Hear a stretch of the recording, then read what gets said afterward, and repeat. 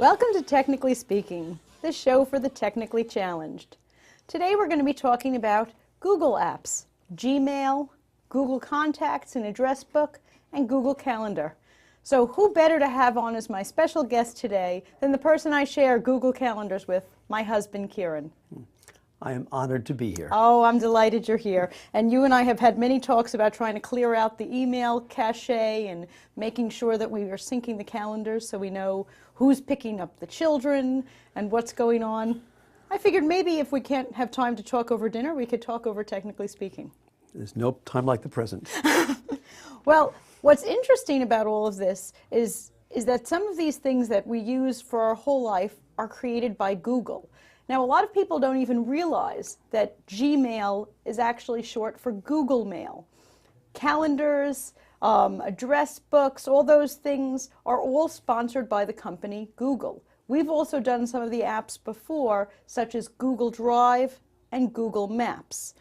Now, if you think of the word Google, you're actually thinking about the search engine, meaning you type in something. You and I have been looking for a bed and breakfast to stay in.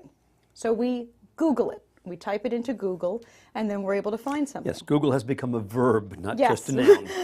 And nowadays, you don't even have to have phone books at home or brochures or anything like that. You just type it in, and you have it.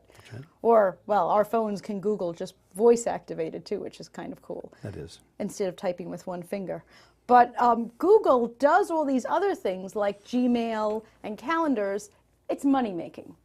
Basically, they're doing all of this because they're selling advertising. So they have a whole bunch of geeks, really smart people who sit around and their entire job is to come up with cool stuff to give away for free so that we can essentially spend our entire life on Google. And pretty much, if you're on Gmail or on your calendar, you are spending time on Google and they're making money off of you on advertising. So that's why they make all this stuff.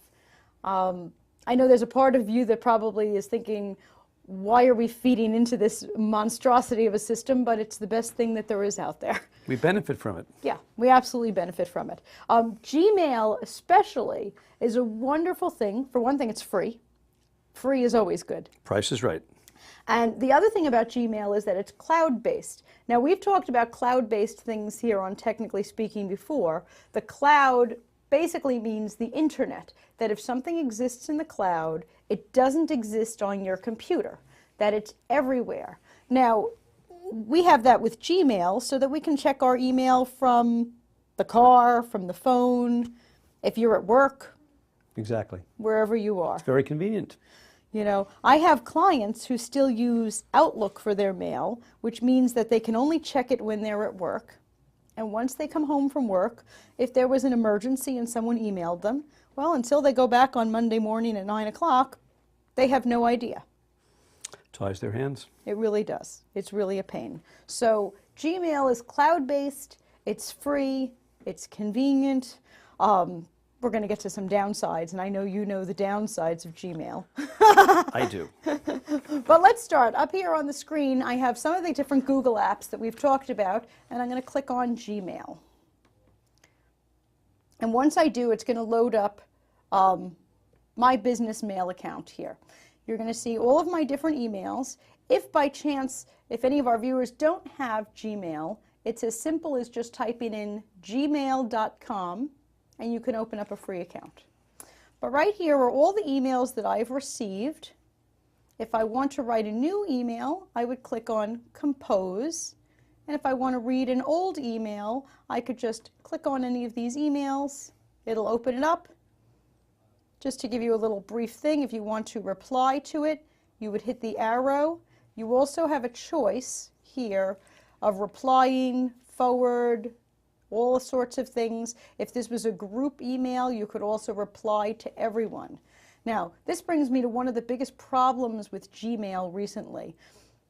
Google revamped Gmail recently, and my phone has been ringing off the hook with people complaining. Now, I love that they're complaining to me as if I had any power over Gmail whatsoever, but the biggest complaint I hear from people is that it doesn't tell you anything anymore. Instead, we have all these little pictures of things, and we're supposed to guess what the icon means. And then there are also things that are hidden under little tiny triangles or arrows. So the biggest complaint I get from people is that they'll call and say, how do I forward an email? And there's nothing on this email that says forward. You would have to know, I don't know, instinctively, to click on this little tiny triangle here, and there I am explaining on the phone to someone, click on the little tiny triangle, and a pop-up menu will open, and you'll have the option to forward. Now, before this revamp of the whole interface, you actually had the word forward. You had reply, send, forward, delete, print, things like that written across. They weren't hiding under this little menu here. See, this drives me nuts. Now, I hold Dan Brown responsible for this. He introduced to the world the Da Vinci Code and Robert Langdon, who was a symbologist. Oh, is that why we do all this And stuff? I'm not a symbologist. I like words. Now, wait a minute. You can't blame Dan Brown, because I remember you complaining way back when we got our first remote control for, well, I'll admit it, it was a VCR.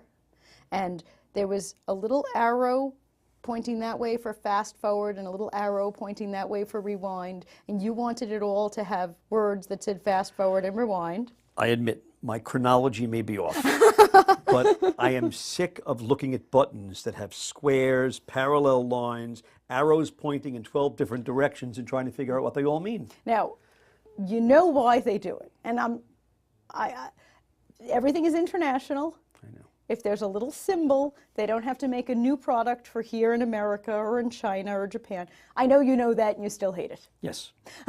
The other problem is that I am convinced that the people who make all these systems that we deal with are all, 21 years old. And they can instinctively figure out that a little symbol for a picture of something means something else. We don't have that same mentality. People younger than I are hardwired for this kind of thing. They are. I'm not. Well, unfortunately, they do need to realize that, shall we say, half of all Americans are above middle age. You know, just statistically. But for the rest of us, we'll sit here and go through what these icons mean. Fine. Okay. So we have a little icon here that looks like a printer. That, of course, means print. So would P-R-I-N-T, but that's not the whole I thing. understand. I understand. Up here, there's a little icon that looks like a trash can. Junk, trash, garbage. The universal symbol for garbage. At least those ones I've gotten Those down. are not bad. When we get to composing an email, they get a little worse, I admit. So I'm going to click here, compose, as if I were writing a new email. Just going to move this message to the middle. Does it move? No, it doesn't move. I guess I'll just leave it there on the side.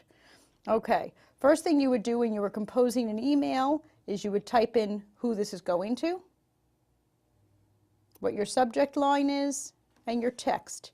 Now, if you wanted to attach something to this email, a document, a picture, we used to have a little word that said Attach. attach. I like that. We did. We had a little word that said attach.